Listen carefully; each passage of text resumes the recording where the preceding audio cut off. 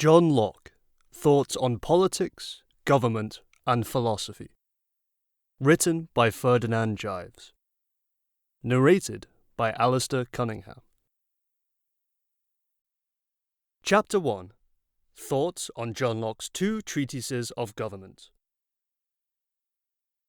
There are many libertarians amongst the US population. Some have been outright chastised by the powers that be in the present period. However, maybe much of the critique has to do with philosophical differences on the size and scope of government. Consider this. Libertarian means someone who stands for liberty. Thus, anyone standing against a libertarian would, in essence, philosophically speaking of course, be standing against liberty. I doubt very much those who prop up the current political structure are against liberty. So, is all this more definitional and merely a fundamental issue of lack of education about liberty and how that relates to the size of government? As I listen to a good number of folks in the Tea Party, I realize that much of what they are promoting actually aligns with John Locke's philosophical understanding about the relation to the size of government and the liberty of the individual. I think that everyone should have a greater understanding of this. Therefore, to help you in your education, to help you better comprehend the issues with government size and scope, and the personal freedoms and liberty of your own self and family members, as well as what could lie ahead if we continue on this current path, I'd like to recommend a very good book to you. The name of the book, and yes, this is a classic in every sense of the word, is Two Treatises of Government by John Locke. Another key point in this book is the concept of personal property. Also, the rights of men, government, and when revolution or change is needed. This work, of course, done in the 17th century, was more of a treatise on what was wrong with English rule back in the day, and the solutions to fix that. Isn't it amazing how well the United States has worked, considering the influence of John Locke's philosophy and written dialogue? Please, consider all of this and think upon it. Lost Character. John Locke, named after the philosopher. First introduced in the pilot episode, the character, affectionately referred to simply as Locke, has been a primary member of the show, as well as an integral part of the storyline, involving the survivors of Oceanic Flight 815 that crashed in the Pacific in 2004. The character of John Locke is known for many things on Lost. The most curious being that he was a paraplegic confined to a wheelchair before crashing on the island. Since the crash occurred, he has once again become able-bodied, and the cause of his miraculous healing seems to be only explainable as being somehow related to the unique qualities of the island. John Locke is a dynamic character, known for much more than his physical prowess. Almost always portrayed as the constant man of faith, John Locke's faith is not directly tied to any sort of traditionally structured religion. His faith is oddly in the island itself, and in part in nature, or the cosmic nature of the universe, which he believes lays out a destiny for all of us. And while seldom well understood, he believes there to be a comfort in knowing that everything happens for a reason. John Locke believes that there is a plan greater than us, and that we each have specific roles to play in the divine structure of the universe. It is with this unwavering faith that John Locke is even willing to die for a cause that he believes in completely, in spite of having little understanding of the ultimate objective. The character of John Locke actually shares some distinct characteristics with the 17th century English philosopher for which he is named. John Locke, the philosopher, was born in 1632. As many readers may remember from high school world history classes, he famously had a major impact on society through his philosophy. Among the notable thoughts that the philosopher promoted was the idea of the relationship between nature and civilization. The ideas of civilization reigning in or controlling natural forces are in some respects a theme throughout the show Lost and indicative of the methodology that the television show character John Locke uses in his decision-making process, as well as in his leadership style. The overarching theme is that the island can offer superior direction in handling difficult decisions. Locke, the philosopher, did a significant amount of work on the idea of opposing authoritarianism. Essentially, Locke the philosopher and Locke the lost character share a common set of ideals in terms of wanting each individual to search for the truth instead of just accepting the opinions handed down by authority figures. As a result of this ideology, the character in the show Lost is frequently disagreeing with the authoritarian leadership of Jack Shepherd. Jack, a doctor by trade, is a man of science and reason. Jack's formatted way of systematically making group decisions counters John Locke's promotion of the notion of independence and personal responsibility. Whether anything about the life of philosopher John Locke can tell viewers any secrets about the upcoming Lost final season is unlikely. This is actually just one of many examples of how the creators of the show demonstrate a heightened sense of detail while further opening viewers' minds to concepts and ideas that go well beyond those normally introduced by a typical television series.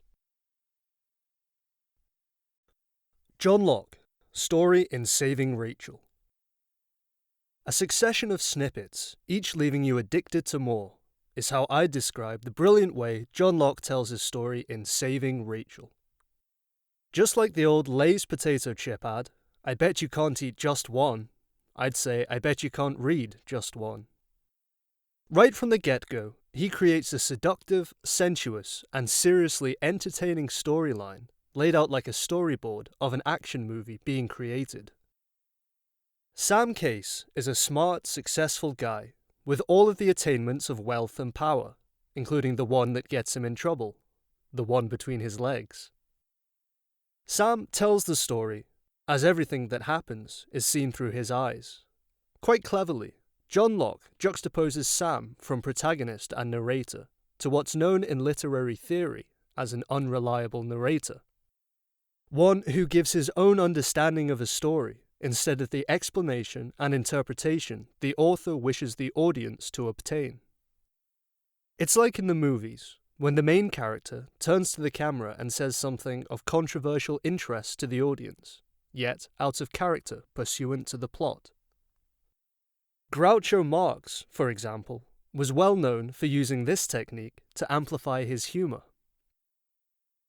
So, between watching Sam, seeing what Sam sees, hearing what Sam says, thinking what Sam thinks, and having the comic relief of Sam talking directly to the reader, Saving Rachel transcends ordinary storytelling into a class of genius, a stylishly fresh and energetic genre of writing. Frankly, it's books like this that makes my job so enjoyable. Power tends to corrupt, and absolute power corrupts absolutely. Lord Acton, 1834 to 1902. Poor rich Sam, having absolute power over his money-making scheme, has succumbed to the seductive womanizing world we see so prevalent in our society nowadays. His wife or his mistress, who will it be?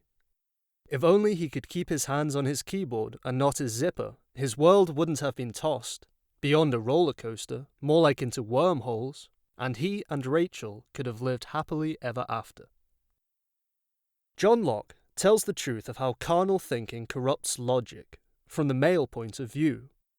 It's just about as sexy as you can get without springing for a bikiniless photo shoot off on some exotic tropical island, and publishing the novel with a fold-out center glossy. Chapter 2. Individualism's movement towards liberalism. Individualism was a big part of the movement towards liberalism. This is why there was such a battle between the commoners and nobility. The clergymen and nobility thought that individualism was destroying their dream of an idealistic medieval past where they could live in tyranny. John Locke was another philosopher who stood in opposition to the political powers of the time. John Locke said in the Second Treatise on Government, "If the government fails to fulfill the end for which it is established, the preservation of the individual's right to life, liberty, and property, the people have a right to dissolve that government." This is basically the story of the revolutions throughout Europe. The common people were being denied basic freedoms, and since they could not simply dissolve the government, they were forced into acting with force. Another arguably left-wing ideology that manifested during the European Revolution was nationalism. The ironic thing is that what nationalism began to embody uprooted the principles of liberalism that it was originally based off of. Nationalism was based on two basic components. First, the nation was above the king, church, estate, and province. Second was that the nation's people must see themselves as united, which would destroy the caste system in place. During the French Revolution, it switched from being just conflicts between small armies backed by the king to professional soldiers fighting in wars that were supported by their whole country. This is the thinking that captivated so many minds and started the revolution. Romanticism also helped to shape the nationalists' feelings. The Romantics began to value different forms of art and entertainment highly, especially those of historical sentiment to their homeland. How to promote your book with loyalty transfer.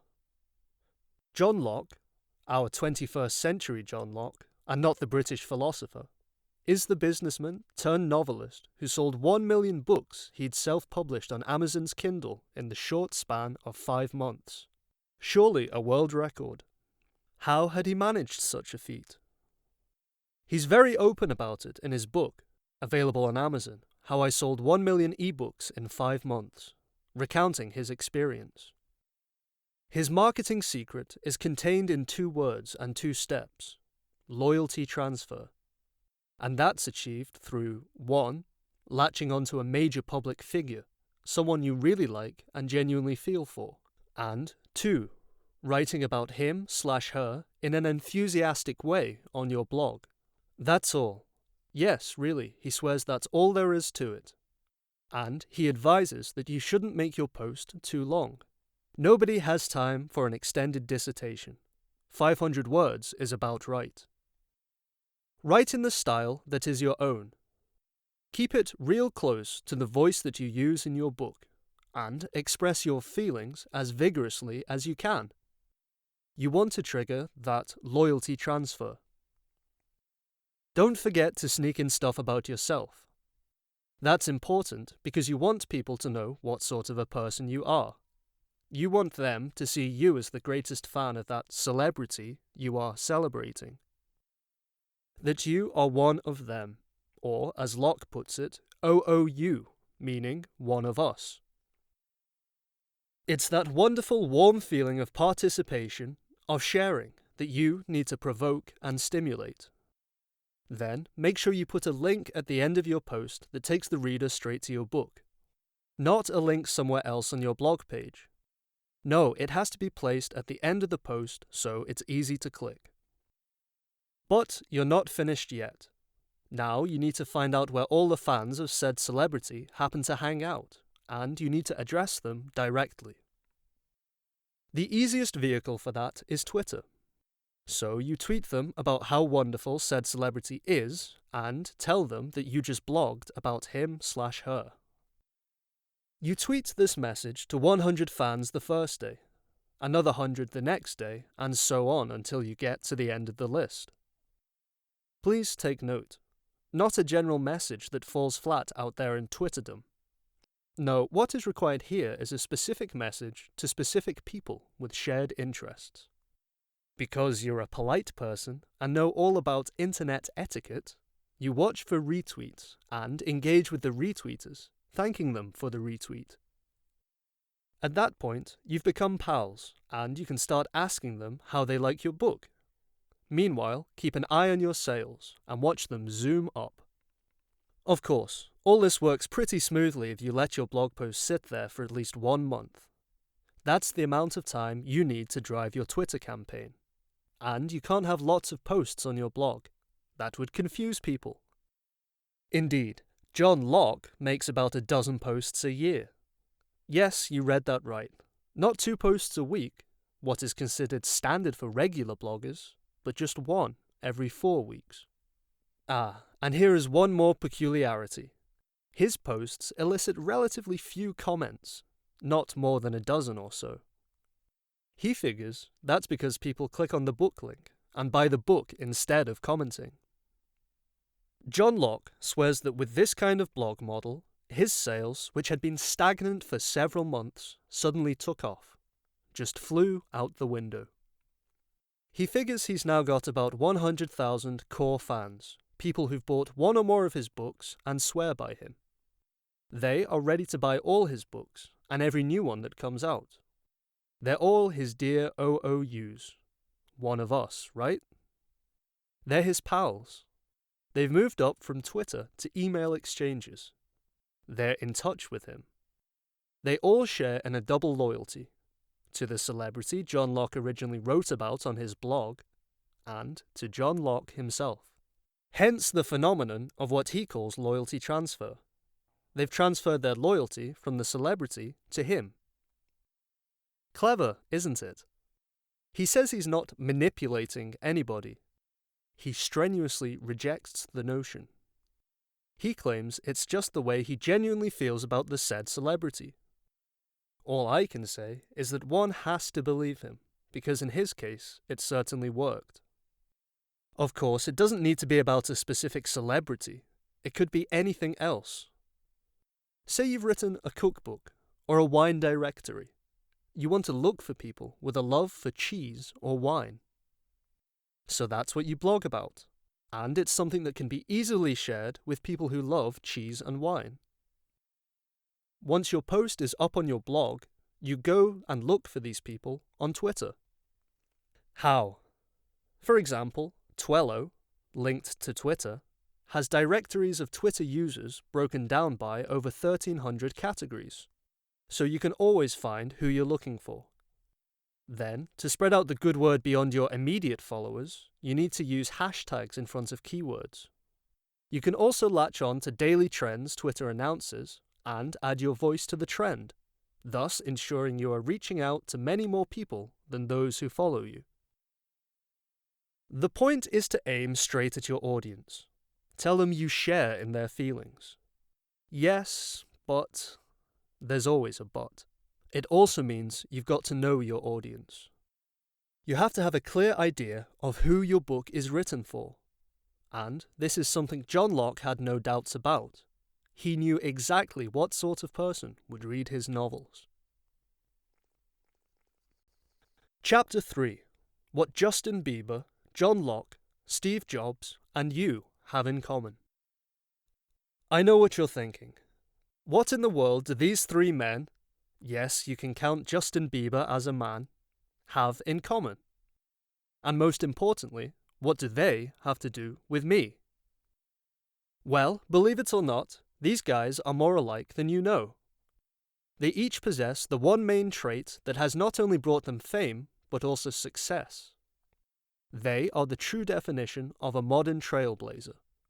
And they've done it their way. Actually, I like to call them rule breakers. They never followed the formula, the traditional path. Bieber, Locke, and Jobs didn't find success taking the normal route, mostly because the regular path was blocked. They were told they wouldn't be successful, that they wouldn't make it. They were laughed at, ridiculed, even barred. But they persevered. That's because they each possessed another similar quality. No quit. If you want to make your dreams reality, whatever they are, you can learn from these guys. The key takeaway is the essence of their spirit, their attitude, the one that said they weren't going to let anyone stop them until they got where they wanted. We'll start with Justin Bieber. You might like him or not, and sure, he might not be for your age group. But I'll tell you one thing. You know his name. This wasn't by accident, but hard work. He's earned every single bit of fame. He's clawed, crawled, and scratched his way to the top. When Justin was getting started, no record label would pick him up. They didn't understand him, couldn't put him in one of their predefined buckets. Did he stop? Give up on his dream? No, Justin is a 21st century social media phenomenon. He took his music directly to his audience via social marketing, primarily through YouTube videos and Twitter. Soon enough, he went viral, and right after that, he was picked up by a major record label. But get this, on his terms. Next we have author John Locke, who may not be a name you know, but should, especially if you like books. Locke is the first self-published independent author to sell 1 million books on Amazon. Yes, over 1 million. And, just like Justin Bieber, Locke did it after all the normal doors were slammed in his face. Locke is another 21st century marketing phenomenon. He too used social marketing and rode the social media wave to beat the big boys, the known authors and their traditional publishers, at their own game. Locke is blazing a path and making the old school book publishing model a dinosaur. He's an in-your-face, tell-it-like-it-is kind of a guy, and he stuck it to the big publishers. But he isn't just a marketing success story. He's an excellent writer, and more importantly, he knows who his target audience is and how to communicate with them. His success is entirely derived from courage, and not taking no for an answer, and thinking outside the box.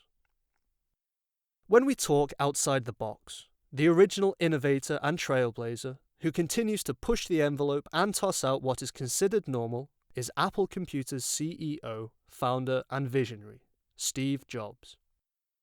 He's truly blazed new paths into the jungle when no one else dreamed of them, let alone saw them. Jobs has been a game changer in his career not once, but countless times. First, he and his co-founder, Steve Wozniak, were primarily responsible for the PC revolution, making a personal computer user-friendly. They took the ideas of fantasy and made them a reality. And their PC was a thing of art.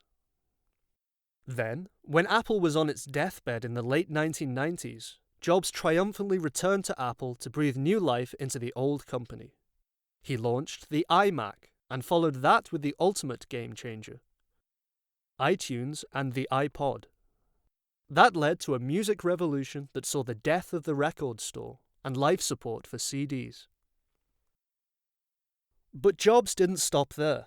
He came out with the iPhone and the iPad to finish out the 2000s. The iPad may well yet prove to be his greatest innovation. And this is where you come in. These are normal people. They weren't known until they did it, and they all started at zero. All three men had been told no, were blocked or not picked up by what was considered the traditional way that you were supposed to do things for their industry, and each one had the courage, perseverance, and creative foresight to give the old guard the finger and reach amazing success. And you too have the opportunity to learn from these men and repeat the feat. Whether you are selling an ebook and wanting to join the e-publishing gold rush, want to start an internet company, sell a product, or are a filmmaker who wants to do it differently, this is your chance to be a trailblazer. That's because there are no longer the barriers of the old guard. The internet, social media, instant info, and short attention spans have leveled the playing field. Now, you really can reach your audience without big bucks, big corporations, and PR departments. Facebook, Twitter, LinkedIn, Groupon, Living Social, etc. have destroyed traditional advertising and marketing and given the average Steve, Bieber, Locke, and you the same weapons to compete against the big boys. Those guys proved it can be done. Chapter 4. John Locke's Second Treatise of Government and the Limits of Our Implicit Consent to Government. In John Locke's Second Treatise of Government, his entire political philosophy hinges upon the fact that humans are moral equals and thus unable to legitimately govern or impose rules upon another without that person's consent. For Locke, the perfect answer to this is entitled express consent. According to Locke, no body doubts but an express consent of any man entering into any society makes him a perfect member of that society, a subject of that government. Express consent is the perfect way to bind the original members together. This, however, raises many difficulties for Locke once critics begin to question how someone can consent to a system of government for which they never expressly consented or gave their agreement. Simply stated, they were not the founding members, and thus how can it be argued that they are legitimately ruled by the government? Locke's rebuttal is tacit consent, a method by which any man that hath any possessions or enjoyment of any part of the dominions of any government doth thereby give his tacit consent to be ruled by that government. Though this seems to be a sound remedy, further holes can be exposed using a hypothetical but very plausible situation to demonstrate. The situation is as outlined below. An adult citizen who was born in this country, and thus never had to take an oath of citizenship, was disgruntled about the lack of funding for education, and began protesting on the steps of a government building. Shortly thereafter, a police officer confronts her and informs her that she has broken the law by protesting within 100 feet of the public building without a permit. He attempts to arrest her, but she explains that, as a moral equal, she never consented to join the body politic, and thus these laws do not apply to her. Using the above situation, it becomes simple to apply Locke's response, tacit consent. However, to fully understand the issue, a counter-argument by the protester must be offered, and tacit consent must be adjusted to include her arguments such that she is still bound by the national law. Assuming that the police officer is an educated man and familiar with his political philosophy, specializing in Lockean philosophy, his response would be a classic example of tacit consent applied to life. He would start with the beginning. At one point in time, a group of citizens joined together to form a body politic and institute a government on the land now called the United States of America. For the sake of simplifying the situation, one of her direct relatives was amongst these first founders. The police officer, his name badge proudly displaying his name, Darrell Worley, looked the protester in the eye. "Look here," he said, taking out his copy of the second treatise he keeps in his pocket. This relative took an oath to bind his land to the authority of this government. Ergo, he showed his express and explicit consent, for he both knew what he was consenting to and was voluntarily agreeing. He assumed that the woman knew her philosophy as well, but might not be as versed as he in Locke. Because this protester owned land in the state which was handed down from her ancestor, one of the country's founders, she was, according to Locke, a subject of the government as a result. As Locke states, a person who enjoys any part of the land under the government of that commonwealth must take it with the condition it is under, that is, of submitting to the government of the commonwealth. Furthermore, because this woman is partaking in the services offered by the government, she is giving her tacit consent to be ruled by that government. For Locke, even lodging only for a week in a country is a satisfactory condition under which tacit consent may be derived. Because she is an adult and a citizen, it is safe to assume that she has used the public roads, post office, or other public services before, and at the time of her first use, she gave her tacit consent.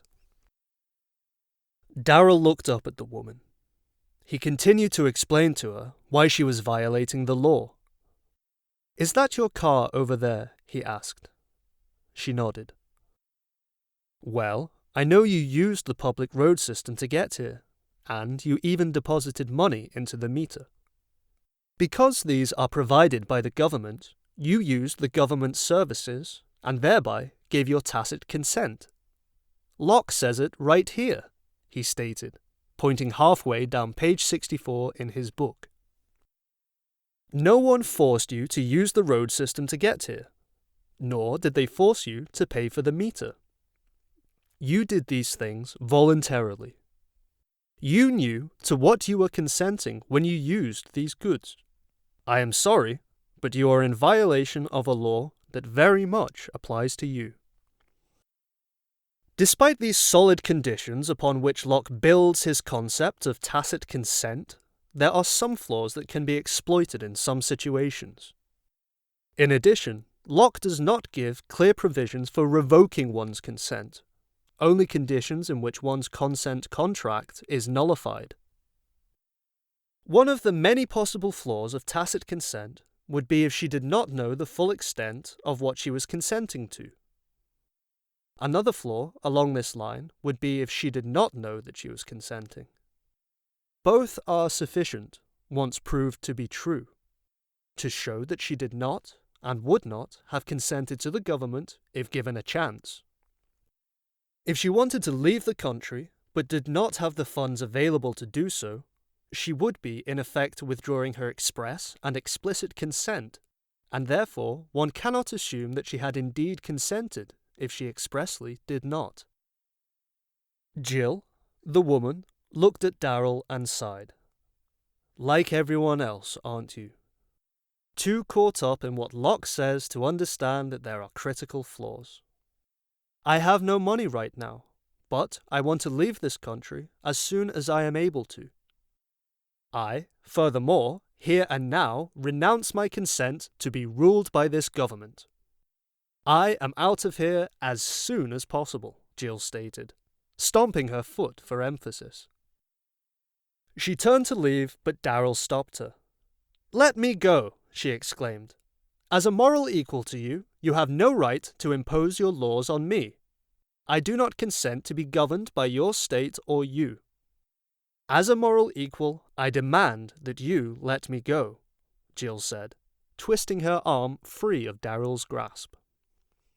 Because Locke does not seem to give much thought to citizens renouncing their consent, there is not much textual evidence for the process through which this is done.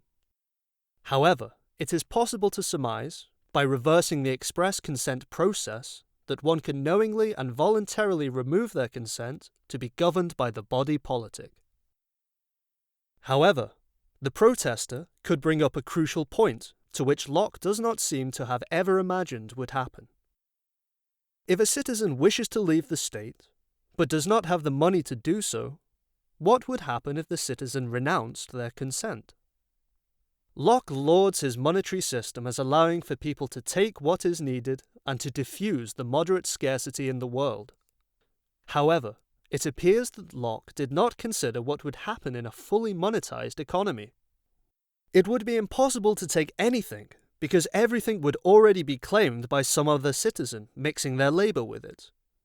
If, like in this case, the citizen had no money at all, they would be unable to partake of this rationing system devised, and would essentially be forced to stay where they were.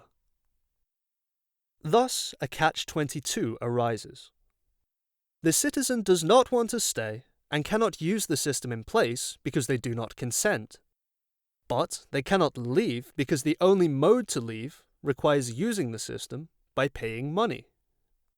Indeed, it gives the impression that Locke's consent system has an insurmountable flaw in it, an inherent catch-22 to keep people locked in the system even though it deprives them of their right as moral equals to not be governed by a law to which they did not voluntarily submit. Darrell grabbed the woman again and told her that she would be resisting arrest if she attempted to leave a second time. "You obviously didn't read the latest edition of Philosophy Illustrated, did you?" he questioned. "If you had, you would know about hypothetical consent. If you leave now, turn the corner and get robbed, would you prefer me to chase down the robber and protect you, or would you prefer that I stand by and chuckle at your misfortune?" "Of course, you would prefer me to protect you. It makes sense. It is reasonable under those circumstances to assume that you would want protection," Darrell said, gasping for a breath after his monologue. And that, right there, is hypothetical consent. Though hypothetical consent is never directly mentioned in Locke's work, it is easy to derive from his argument of tacit consent, specifically from the notion that the state of nature, though humane, is not as good as a body politic. Because it is better to be part of a body politic than not, it is plausible to assume that a person would consent to be ruled by a body politic, and gain the benefits thereof rather than not. Hypothetical consent is the notion that it is reasonable to treat a person as if they had given their consent, because it is the most reasonable course of action that all people would do if they knew they could, were able to consent, and were reasonable. It is important to note that this hinges on an assumption, and it is not a form of actual consent. In the case of the protester, it makes sense that she would submit herself to the laws of the government, and, in return, reap the reward of protected rights to life and property, ensured liberty, and access to better healthcare, thus improving her right to health. Because of the obvious benefits that outweigh any small negative side effects, it is not possible, for Locke, to understand why she would not consent to this government. Furthermore, one cannot argue that she does not possess a right state of mind to consent. As an adult protesting a situation, it is plausible to conclude that she is educated to some degree and would give her consent to better protect her natural rights. Additionally, because she is an adult and not mentally handicapped, an assumption based on the fact that she is taking an active role as an outspoken citizen, she is able to consent.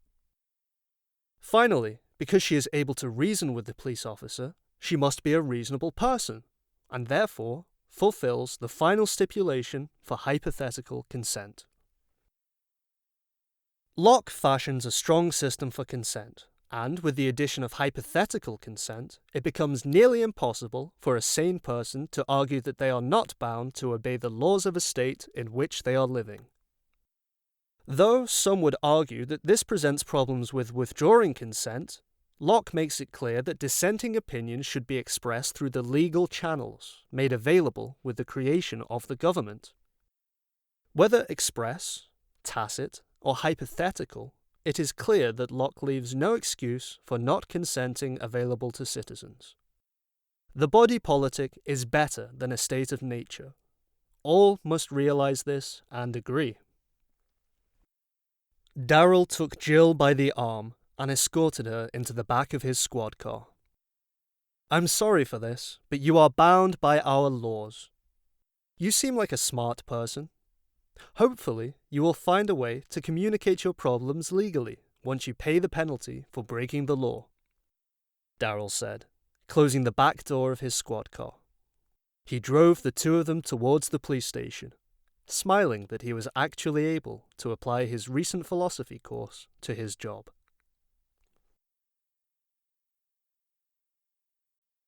Chapter 5.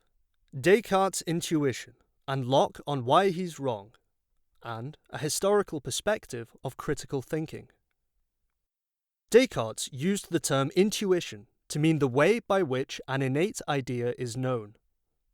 That is an idea that is understood or self-sufficient. It needs no outside experience to make it evident. Descartes goes beyond basic facts to say that certain ethical principles are intuitive. The best example of this is a basic belief that murder is morally wrong. He does not, however, imply that all knowledge is intuitive. Descartes uses the term deduction to mean the process for developing ideas other than those that are innate. This includes putting multiple innate ideas together with learned or deduced ideas to form new ones.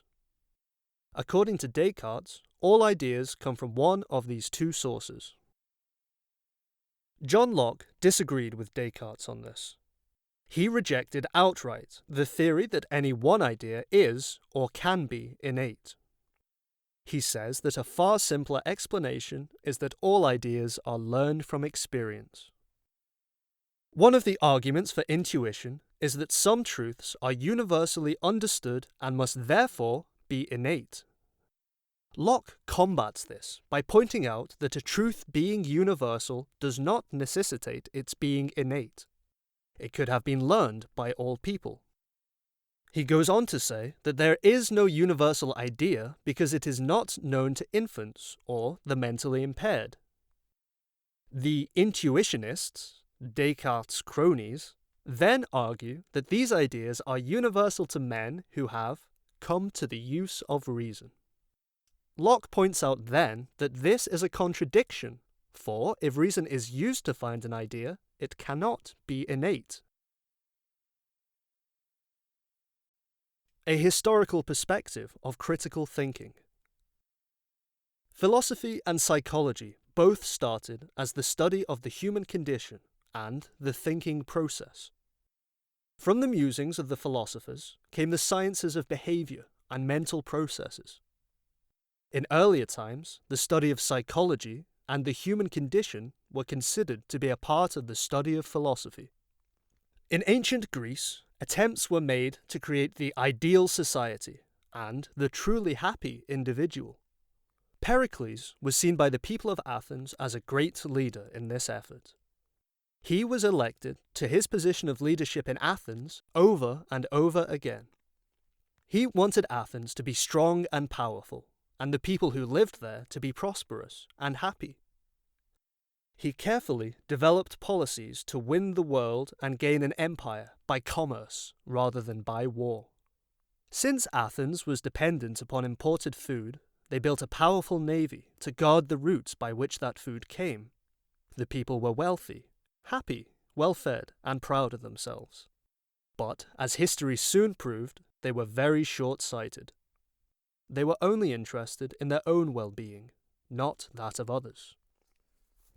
Cities subject to Athens provided funds for the defense of trade routes against the Persians. Much of this money was used for the adornment of Athens, the Acropolis, and the Parthenon. While liberty and democracy were the policy among the designated citizens of Athens, the rest of the Greek confederacy was ruled by force as an empire of Athens. Jealousy and resistance to Athens existed everywhere. Sparta, Athens' old enemy, knew the strength of the Athenian fleet and contented themselves with supporting resistance and slowly forging a united front against Athenian power. If you had been a management consultant or advisor to Pericles, what advice would you have given him? Surrounded by enemies abroad and at home, Pericles worked for and talked about peace while he very carefully prepared for war. He stockpiled food and supplies. When war came, Pericles thought the answer was simple. He withdrew the population of the entire surrounding area, Attica, within the walls of Athens, and waited for the navy to win the war. The Athenians thought that this was a smart policy. The crowding of Athens, however, led to a plague which raged for nearly 3 years, killing a fourth of the soldiers and a great number of the civilian population. The people blamed Pericles for this great calamity, and they convicted him for misusing public funds. He was disposed from office and fined. But when no one could be found to lead them, they forgave him and recalled him to power. To show their esteem and sympathy for him, they even overrode one of their own laws and bestowed citizenship upon his illegitimate son. Pericles had, however, been infected by the plague, and he grew weak and died within a few months. Under Pericles, Athens had reached her zenith, her golden age. But that success had been attained through the wealth of an unwilling empire and through the use of power that invited almost universal hostility. Does this have any parallel with our current definition of success? To win at all costs? After Pericles, there was no strong leader, and Athenian democracy became almost mob rule. One leader after another did whatever they thought would placate the citizens and win their votes, regardless of the wisdom of the policy, public policy based on polls. It has been said that the Athenian population was so used to having all of the wealth and power it wanted that they became free of any moral scruples. They wanted continued prosperity, and they wanted the rest of the world to pay for their empire. They elected whoever promised them the most luxury and comfort. Finally, the unthinkable happened. Sparta, under the leadership of Lysander, sank or captured a large portion of the Athenian fleet. The Athenians were willing to do anything to preserve their power. They melted down the gold and silver from the statues on the Acropolis to pay for a new fleet. They gave freedom to slaves and citizenship to anyone who would fight for the city. The new armada successfully defeated the Spartan fleet, and Athens was thrilled with the news of victory. Their status was preserved. News was brought back that the crews of 25 of their ships, sunk by the enemy, had drowned in a storm. Hotheads insisted that the 8 victorious generals, including the illegitimate son of Pericles, recently honored with citizenship, should be put to death. Is this notion of something terrible has happened, someone must pay for it, the basis for any public policy decisions and legal proceedings today? Socrates, as a presiding officer of the assembly, objected to such a plan, but it was presented and passed over his protests. The sentence was carried out on the shocked generals, who had expected a victor's welcome on the return. A few days later, the assembly repented them and condemned to death those who had persuaded it to execute the generals. Sparta was weak from the last battle and wanted peace and some kind of agreement between them, but the Athenians would have none of it. Athens sent a newly reinforced fleet, with inept leaders after the execution of their best generals, to meet the Spartans, thinking this would be the end of Sparta. The battle was a complete failure for Athens. All but 8 of the 208 Athenian ships were destroyed or taken. Sparta now took the upper hand and became absolute master of the Aegean. Athens was blockaded, and within 3 months their stock of food was exhausted. Sparta demanded that the walls of Athens be destroyed.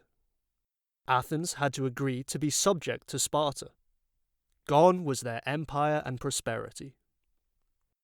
The empire that Athens had carefully built all around the Mediterranean was now destroyed, and those who had been appointed by Athens to rule this empire were required to return to Athens. The new Athenian government was now led by those who had been forced to return home.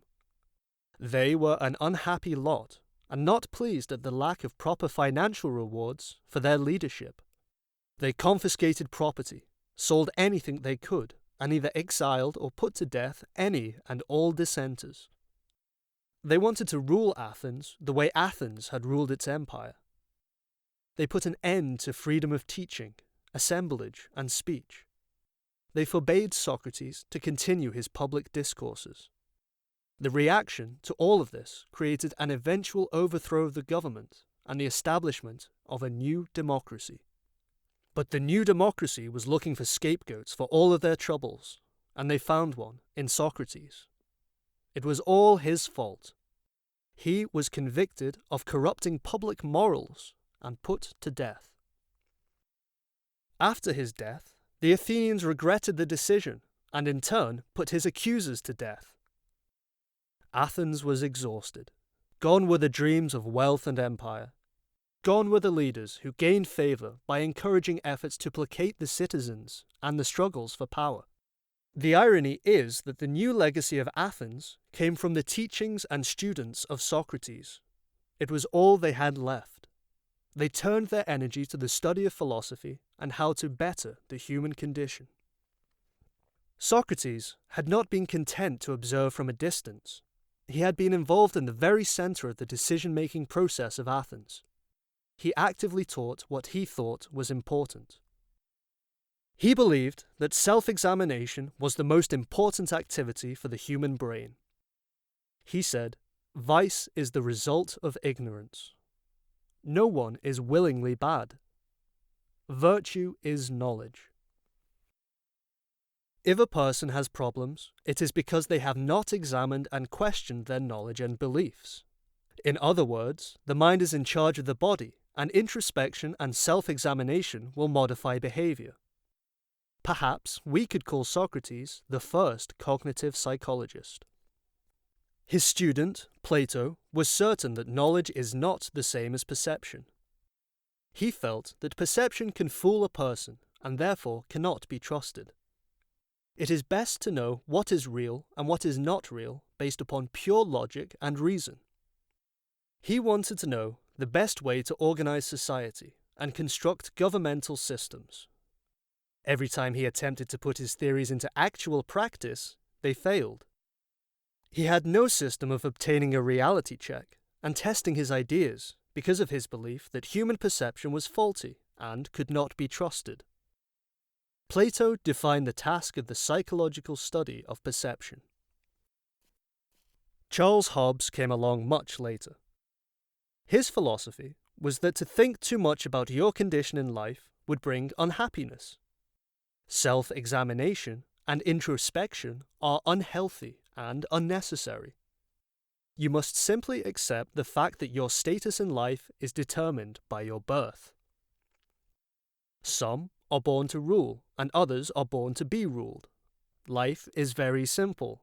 Accept it. The English did a very unthinkable thing, however, that challenged his approach. The English population executed one king, and, after a brief fling with a republic, invited the son of the ruler that they had executed to become their king.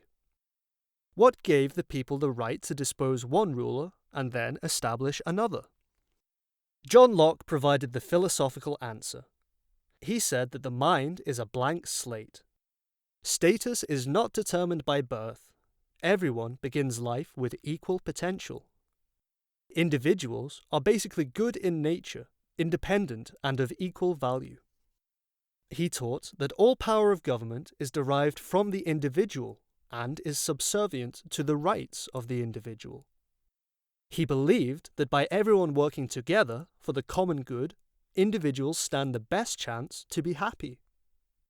He placed a great deal of responsibility for individual as well as societal well-being on the free thoughts and actions of each individual. It was up to individuals to think and reason in order to determine their course of action, including the type of government they would create. His thinking was perhaps best stated in the writings of Thomas Jefferson. This philosophical approach might be said to create an open field for the development of the discipline of psychology. Karl Marx looked at the world around him and saw poverty on the one side and wealth and power on the other side, and came to a totally different philosophical view. He said that happiness is always destroyed by an emphasis on production to create profit and the obtaining of property. The notion of profit would always lead to the subservience of the individual. He believed that all this could be changed if private ownership were abolished and production based on the needs of the community rather than the whims of individuals with power and the need to create profit. In order to bring this about, it would be necessary to have a government with absolute power to wrest property and power away from the individuals who have it now and share it equally with everyone. Eventually, this would supposedly create a community where all shared everything in common and all would act for the common good. His thinking created a school of thought in direct opposition to that of John Locke. We have seen that this kind of philosophy created a philosophy which had as a main focus to teach individuals to accept their subservience to the group. The class warfare began by Marx continued in the writings of his followers. Milovan Djilas, the vice president of Yugoslavia under Marshal Tito, saw basic flaws in this approach. His book, The New Class, maintains that to follow Marx only changed the groups that had power and that did not have power, but would never lead to a classless society. This kind of independent thinking only caused his arrest and long imprisonment for being an enemy of the state. The German philosopher Nietzsche tried to get back to Socrates. He said that each individual must examine his or her own life and learn by interaction with others. He wrote against what he called the slave mentality of his time, which he felt exalted conformity and mediocrity. He said that the highest values in life and true happiness are most fully realized in life through great individual efforts, particularly in artistic and intellectual achievement. He felt that the religious and political system of his day were barriers to the development of human potential, not because they were religious, but because they were so rigid. Great minds, in fairly rapid order, began to attempt to organize and structure the study of the human condition. Wundt established the first organized and accepted psychological approach, based on introspection and the workings of the inner mind, structuralism. William James looked at the how and why of behavior, and how the mind was influenced by the environment, functionalism. The Gestaltists were interested in looking at the whole picture. They did not focus on a scientific approach, and their concepts remain today mainly as an attitude or an approach which tries to look beyond the specific to the general issues. In his psychoanalytical approach, Freud focused his attention on childhood experiences and sexual energy. Watson and Skinner and the behaviorists felt that if you could not directly observe something, it may as well not exist. The focus was on observable behavior. This created a scientific approach in the study of the human nature and led to psychology being considered a science instead of a philosophy. For many years, the behaviorists ruled the discipline of psychology. No one else had yet figured out how to study the more complex aspects of the human condition scientifically. The humanists, Maslow and Rogers, were more interested in what was going on inside. They spoke of self-actualization and felt that if the individual had all of their physical needs met and had the appropriate emotional support, they could solve all of their own problems based on their own internal strength and ability. Does this sound like Socrates revised? So, today, as we consider the practical aspects of management and research, we study the human condition as we see it, and use a variety of different theoretical and philosophical approaches to explain the mechanisms that seem to be working in any particular case. Eclecticism. We have learned how to do research based on what we can observe, and from it derive conclusions about that which we cannot directly observe. In doing so, however, we often run the risk of making inferences as to causation based on an observed correlation which may or may not be meaningful. Sometimes what we call research is helpful and aids in understanding, and at other times it seems to be the prisoner of the perception and intention of the researcher. A researcher must not have a personal agenda to prove. A researcher must be open to the discovery of the truth, no matter where that discovery might lead. We need to beware of deficit model thinking, where we gain the perception that anything which is different than how we think is not just different, it is deficient. As an example, in the past, both philosophers and psychologists have been involved in the nature versus nurture debate.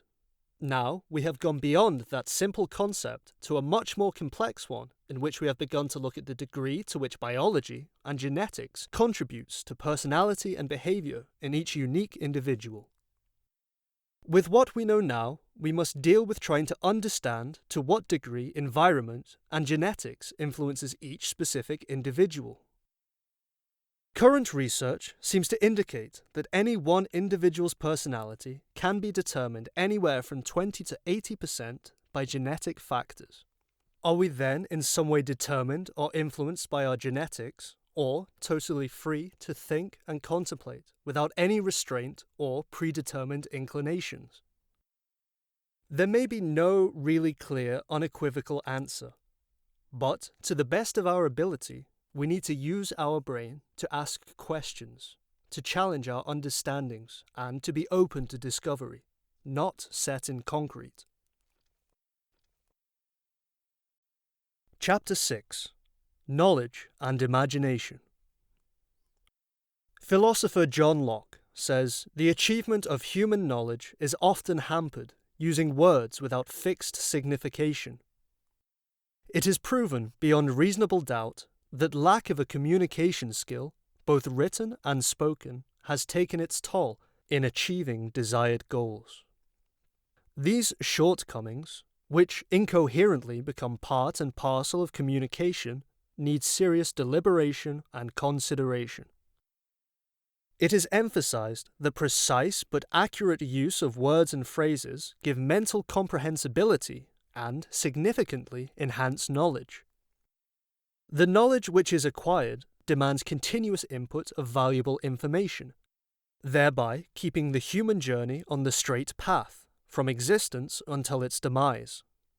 On the contrary, if incorrect information is added continuously, or it is ceased to get new constructive input, then stagnation makes inroads and arrogance prevails. It is also often said that education without knowledge is like a body without a soul. There is some variation of expression among philosophers and scholars about knowledge. Some of them emphasize that knowledge alone is deficient without imagination. The concept and meaning of imagination must be understood within its definition. It will help the probing mind of all human beings who are seeking knowledge to understand and appreciate its importance. The definition of imagination is to confront and deal with reality by using the creative power of the mind. Therefore, the imagination will become a driving force leading to knowledge. It is substantiated by quoting arguably the greatest scientist, Albert Einstein, who said that imagination is more important than knowledge. Every individual possesses the ability to imagine. It remains dormant and inactive until it is explored and followed relentlessly. This ability of imagination visualizes and generates new ideas using all five senses. The imagination is a powerful tool which has the capacity to stretch from triviality to infinity. On the other hand, it is also a fact that this ability of imaginativeness forms a mental image of everything beyond human senses. This ability is extremely powerful in invigorating knowledge through education. The philosophical and scholarly concept of imagination becomes the primary source of all achievements. The culmination of imagination will be exalted and attains pinnacle of education and knowledge. The humanity will be benefited when individuals' imagination is directed towards carrying out constructive roles. It will open new vistas of education and knowledge, thereby creating peaceful coexistence in this material world. This has been John Locke, Thoughts on Politics, Government and Philosophy. Written by Ferdinand Gives. Narrated by Alistair Cunningham. Copyright 2018 by Ferdinand Gives.